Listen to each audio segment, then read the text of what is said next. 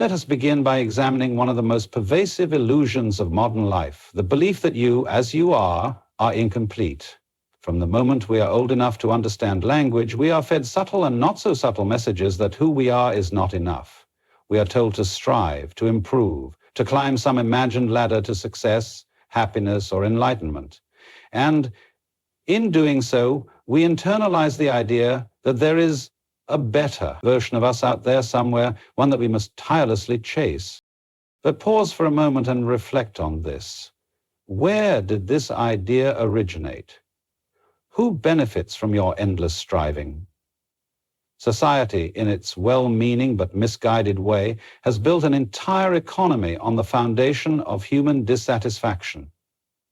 We are bombarded with messages that tell us happiness lies just beyond the next purchase, the next achievement, or the next self-help breakthrough. It is a never-ending game, because the moment you attain what you are striving for, a new standard appears on the horizon, keeping you perpetually chasing a mirage. This is the great trap, believing that you are a problem to solve. But consider this. When you look at a flower, do you question whether it's blooming correctly? Do you criticize the clouds for their shape, the trees for their height, or the waves for the way they crash upon the shore? Of course not. And yet, when it comes to yourself, you hold an impossible standard of perfection that nature itself does not demand. The truth is, you are not separate from the rest of existence. Just as a tree grows without needing instructions, and a river flows without questioning its course, you too are part of this great unfolding. There is no master plan that says you must be anything other than what you are in this moment. And here lies the beauty. You are already whole. Not in some abstract philosophical sense, but in the most practical and immediate way. Your experiences, your emotions, your quirks, and even your perceived flaws, they are all part of the tapestry that makes you uniquely you. Wholeness does not mean perfection. It means embracing the full spectrum of your humanity. Yet we resist this truth because we have been conditioned to believe that our value comes from doing rather than being. But let me ask you this. When was the last time you truly allowed yourself to exist without judgment? When was the last time you let go of the need to improve, even for a single day?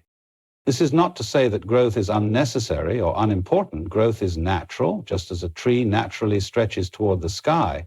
But growth is not the same as fixing. To grow is to expand into more of what you already are, not to discard or reject parts of yourself. You are not a puzzle with missing pieces, nor a project waiting for completion. You are the experience of life itself, unfolding moment by moment, perfect in your imperfection.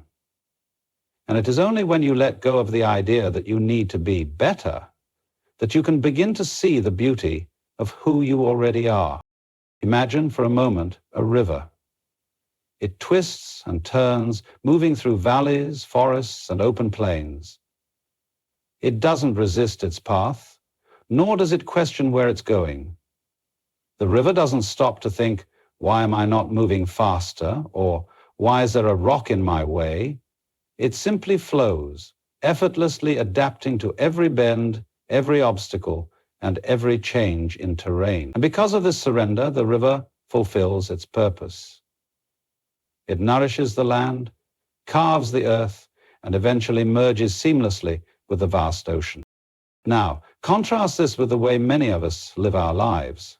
We fight against the current, attempting to control every outcome, every situation, and every moment. We cling to rigid expectations of how life should be and resist anything that doesn't fit into our carefully crafted plans. We fear the unknown and spend an extraordinary amount of energy trying to steer the uncontrollable. But here's the truth we often overlook. Life, much like the river, has its own rhythm, its own intelligence, and its own flow. To resist this flow is to exhaust ourselves unnecessarily. It's as if we're paddling upstream, struggling against a current that was never meant to be fought. The more we cling, the more we suffer. And yet, we've been conditioned to believe that controlling life is the key to success and happiness.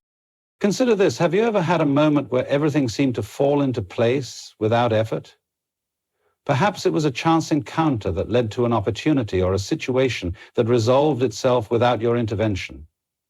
These moments feel almost magical, don't they? That's the power of flow, the state of allowing life to unfold naturally without. The art of letting life flow begins with recognizing that control is an illusion.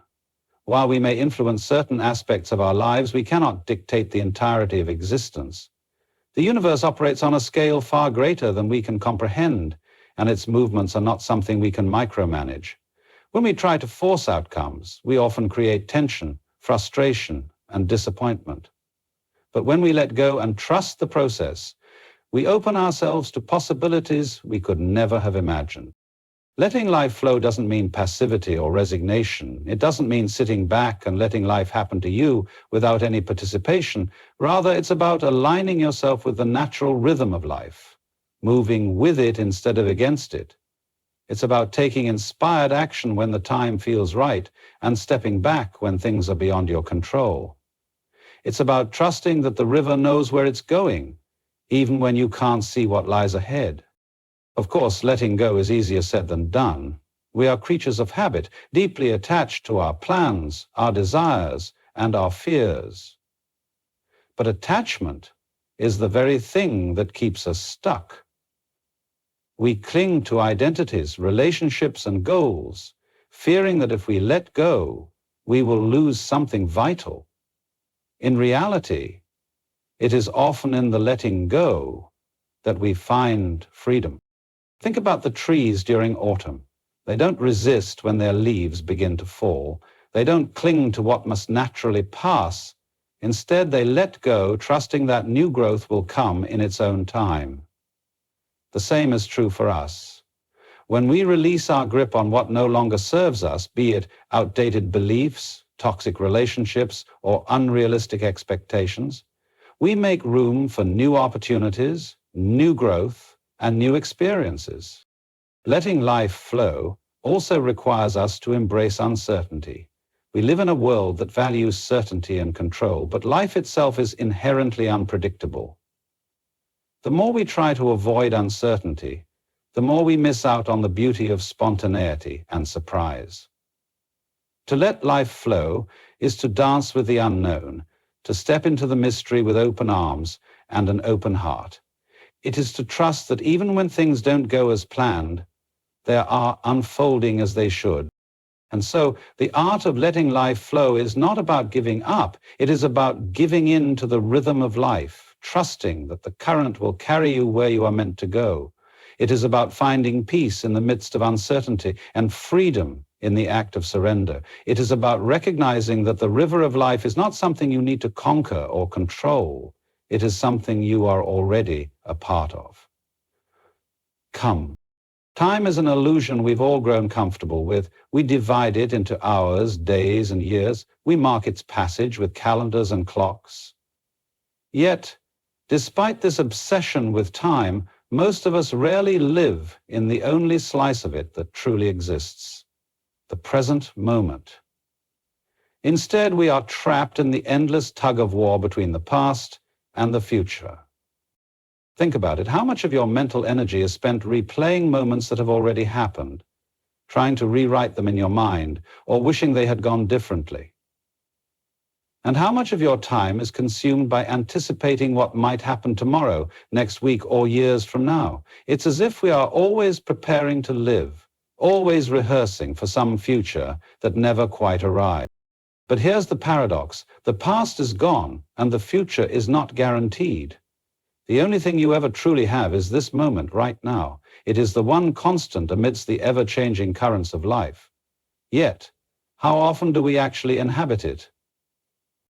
The present moment is so simple, so quiet, and so unassuming that it is easy to overlook. It doesn't demand your attention the way the past's regrets or the future's anxieties do. And because of this, it's easy to dismiss.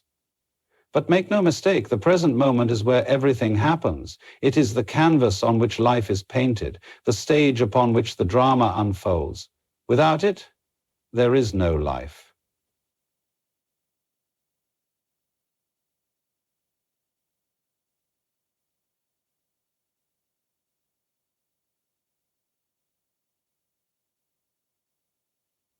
It is only because we doubt it in the present that anything worth a life, let alone a good life, takes shape, and the life that we're so yearns for comes first.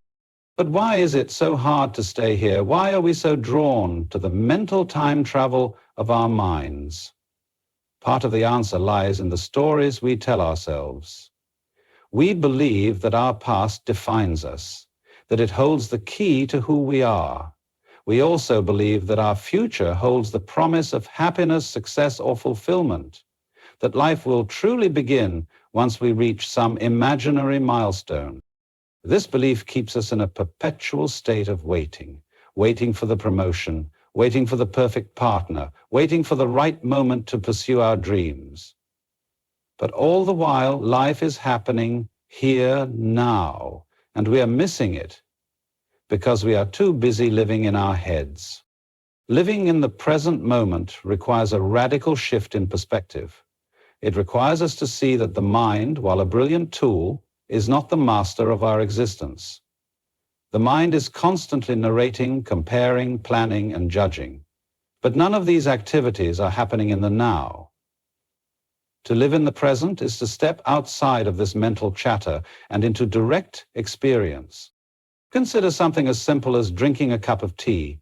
If your mind is elsewhere, thinking about yesterday's argument or tomorrow's to-do list, you miss the taste, the warmth, the texture of the tea. The act becomes mechanical and the richness of the moment is lost. But when you are fully present, even the smallest actions become profound. The tea is no longer just tea. It is an experience of life itself. Strictly, this is the power of the present moment. It brings you back to reality, to the only reality that exists. It pulls you out of the endless labyrinth of thought and grounds you in what is real. The sights, sounds, smells, and sensations of this moment are not trivial. They are life revealing itself to you. And yet, living in the present doesn't mean ignoring the past or neglecting the future. The past has lessons to teach us, and the future requires planning. But there's a difference between learning from the past and being trapped by it, between preparing for the future and obsessing over it. The key is to engage with these aspects of time without losing your anchor in the now. When you begin to live in the present, you discover a surprising truth. It is enough. The present moment, in all its simplicity and ordinariness, holds a richness that no future achievement or past glory can provide. You realize that the happiness you've been seeking isn't hidden in some distant day. It's here, waiting for you to notice it. But being present is not a one-time decision. It is a practice. It is a choice you make again and again, moment by moment. It is a process of returning to yourself, of gently pulling your attention back whenever it drifts. It is not about perfection, but about awareness, a willingness to show up for your life as it is, not as you wish it to be. The present moment does not promise grand fireworks or dramatic revelations. What it offers is something quieter, but infinitely more profound. The chance to truly live, to experience life not as a concept or a memory, but as a vivid, unfolding reality. And that, perhaps, is its greatest gift. So as we step into this year, remember this. You owe it to you to stop running, stop fighting, and stop waiting. You owe it to you to embrace yourself as you are, trust the flow of life, and fully live in the moment. After all, life is not something you earn or achieve. It's something you experience. The only question is, will you let yourself